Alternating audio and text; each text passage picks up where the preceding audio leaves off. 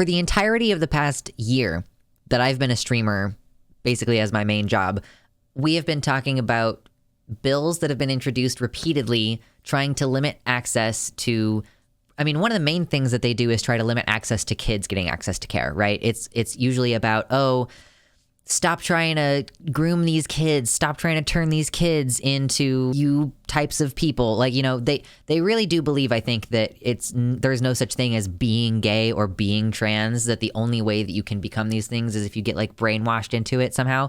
But anyway, they keep trying to limit our access. And then these laws, oh, they stretch up. Like, oh, they're trying to make it illegal up to age 21. Oh, they're trying to make it illegal up to age 26. And then, oh, in some places, such as in Florida, when they at first declared, okay, well, we've decided that this is actually, I think that this happened first, that they just decided that medical care, that a gender affirming care was not scientifically proven to be good medical care. That was part of their justification for making it illegal for kids to transition. But in Florida, they also took it off of Medicaid. Like, if you are on state insurance, so like most trans people who like are disadvantaged, like I would probably be on Medicaid if it weren't for the fact that I live in Kansas and Medicaid has not been expanded. But if I were on the public whatever in Florida, I would not be able to get hormones covered by that at all. So any adult who is within the poverty range that they need to use public insurance also can't access healthcare. So it's like, oh, you know, it's weird. You keep saying that it only applies to kids, and yet you keep doing shit that is making it obvious that you are actually trying to limit the rights of adults to access gender-affirming care as well. Well, as it turns out, they're just outright admitting it in the New York Times now. I haven't clicked through to the actual article, but I wanted to, I guess, just look. This is where I first came across this, was Alejandra Carballo saying they're just outright admitting to this, that they want to ban all gender affirming care. So here we're looking at, yes, this says the bills arriving in legislatures show a movement expanding beyond what it originally pitched itself as. The 25-year-olds who would be unable to receive transition care in Oklahoma and South Carolina are not, after all, children. An Arizona bill would ban drag shows on Sunday mornings whether or not minors were around. The lawmakers who introduced those bills did not respond to requests for comment. And then Matt Sharp, Senior Counsel and State Government Relations National Director for the Alliance Defending Freedom, the ADF, which is a hate group, said that his group believed, quote, gender ideology attacks the truth that every person is either male or female. And Mr. Schilling of the American Principles Project confirmed that his organization's long-term goal was to eliminate trans care, any transition care. The initial focus on children, he said, was a matter of, quote, going where the consensus is.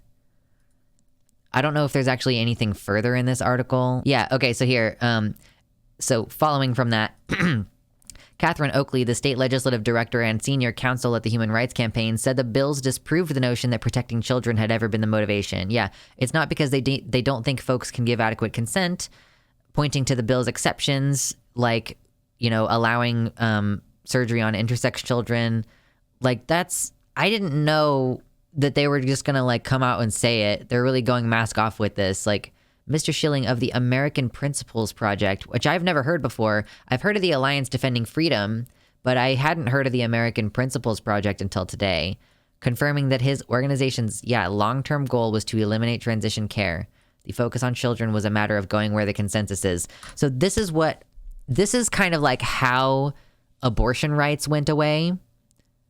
Like, I don't know if you all recognize that, you know, it's just going to continue happening. They're going to continue shotgunning laws. Like, they're going to propose 8 laws and hope that one of them passes. And they're going to try to sneak in by being like, okay, well, oh, it's reasonable to say that a third trimester abortion should be illegal because that's when there's a fully formed baby kicking inside there.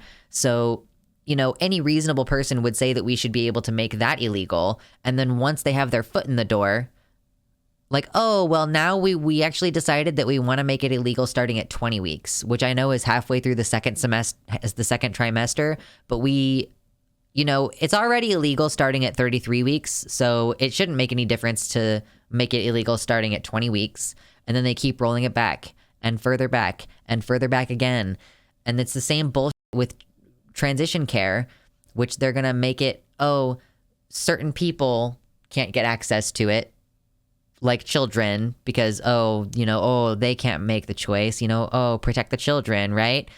And then it's just going to continue creeping. Suddenly children means up to age of 21, which they can justify up to age of 21 because that's when the smoking age is now. Or they can justify up to age 25 because that's when your brain is actually scientifically done developing.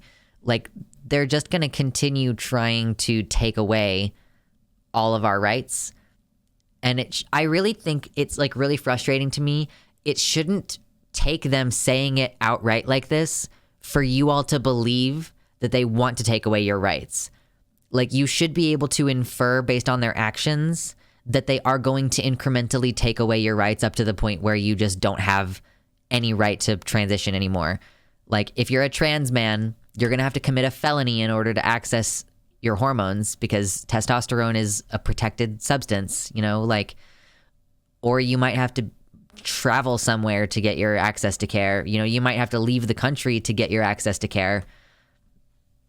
And it's just going to keep going this direction until something pretty majorly changes. And I just don't think that it will. Like, I would say that it's just going to keep going this direction, and we should probably all try to stock up while we can. More dark money with a new name. Yeah, what the is the American Principles? Yeah, American Principles Project wants to keep you from getting APP. Let's see. Let's read their Wikipedia a little bit. The American Principles Project is a populist conservative think tank founded in 2009. It is chaired by Sean Filer, led by Terry Schilling, son of the late former U.S. Representative Bobby Schilling.